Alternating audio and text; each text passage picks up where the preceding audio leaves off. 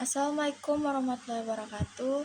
Di sini dan saya Amanda Sabrina Mereka Daud, semester 4 dari Sekolah Tinggi Ilmu Ekonomi Kuala Kapuas. Jadi, di video kali ini saya ingin memberikan kesimpulan dari chapter 8 yang berjudul Chatting as an Infection, atau yang di bahasa Indonesia yang berarti kecurangan sebagai infeksi.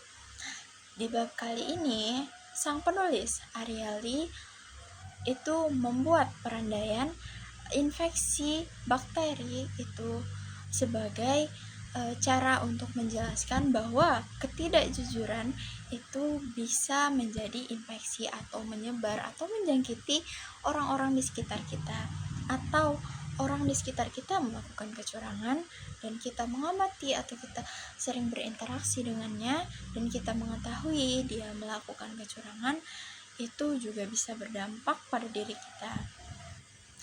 Jadi faktanya kita lebih cenderung terjangkit, atau orang-orang di sekitar kita cenderung terjangkit melakukan kecurangan saat kita tahu, saat kita melihat seseorang sedang melakukan kecurangan secara terang-terangan, tapi dia tidak mendapatkan konsekuensi atas kecurangan yang dia lakukan, maka itu akan membuat semakin banyak orang melihatnya dan melakukan kecurangan yang sama. Adanya eksperimen dari yang dilakukan oleh sang penulis, oleh Ariely, adalah dia melakukan eksperimen menggunakan mesin penjual otomatis.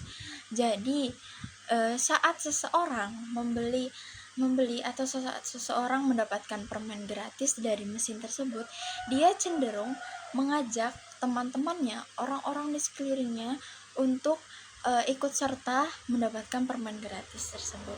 Disitulah pengaruh sosialnya. Di situ bisa dibilang bahwa dia mengajak, dia menarik, dan mereka yang diajak ini mereka mau dan menerima ajakan tersebut walaupun tahu itu mungkin curang atau tidak jujur. Mereka cenderung mengikuti, dan itulah yang disebut menjangkiti atau infeksi. Jadi Ariely juga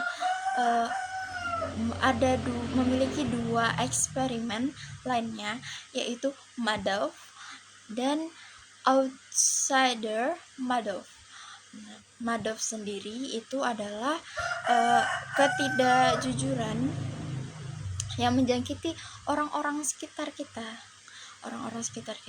Misalnya ada si A yang melakukan ketidakjujuran secara terang-terangan, tapi dia tidak mendapatkan konsekuensi, dan kita tahu dia melakukan kecurangan, dia tidak mendapatkan konsekuensi. Kita juga bisa melakukan hal sama tanpa mendapatkan hukuman atas tindak kecurangan yang dilakukan. Sedangkan outsider Madoff adalah menunjukkan bahwa kecurangan akan berkurang jika kecurangan tersebut dilakukan oleh orang di luar dari kelompok kita, atau bisa kita sebut adalah orang asing. Nah, jadi kita perlunya memerangi ketidakjujuran tersebut, dan membuat masalah yang kecil seperti itu kita mencegahnya agar tidak menjadi masalah yang besar di kemudian hari, tidak berkembang menjadi masalah yang besar di kemudian harinya. Baik, mungkin itu yang dapat saya simpulkan mengenai chapter 8. Kurang dan lebihnya saya minta maaf. Assalamualaikum warahmatullahi wabarakatuh.